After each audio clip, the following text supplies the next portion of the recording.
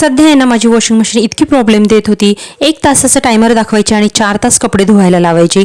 तर म्हटलं की चला आता टब क्लीन केलाच पाहिजे. तसं बघायला गेलं तर आपल्याला दर 1 महिन्यानी किंवा 2 महिन्यांनी तरी कमीत कमी टब हा क्लीन केलाच पाहिजे. तर ही जी माझी मशीन आहे ही LG ची टॉप लोडेड टर्बो क्लीन 6.5 किलोची मशीन आहे. फुल्ली ऑटोमेटेड आहे आणि आता या मशीनला जवळजवळ 10 वर्ष पूर्ण होत आहेत मार्च महिन्यामध्ये, जी आम्ही लग्नात घेतली होती माझ्या. तर टब क्लीन करण्यासाठी ही जी पावडर येते टब क्लीनरची ही ऑनलाईन मी मागच्या वेळेला ऑर्डर केली होती. फ्रंट लोड टॉप लोड दोन्हीलाही चालते.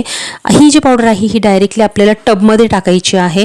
इथे मशीन मी स्टार्ट करून घेतलेली आहे. प्रोग्राम बटन दाबलं की वेगवेगळे मेनू सिलेक्ट होत जातात. त्याच्यामध्ये टब क्लीन हा मेनू आपण सिलेक्ट करायचा आणि ओके केल्यावर इथे 2 तासाचा टायमर दाखवलेला आहे. टब पूर्ण भरला आणि टबच्या बॅक साईडला जे काही धागेदोरे अडकलेले असतात ते या टब क्लिनिंगने पूर्णपणे निघून जातात आणि टब आपला एकदम क्लीन होतो आणि जो प्रॉब्लेम होत होता माझा मशीनचा तो पण सॉल्व्ह झालेला आहे.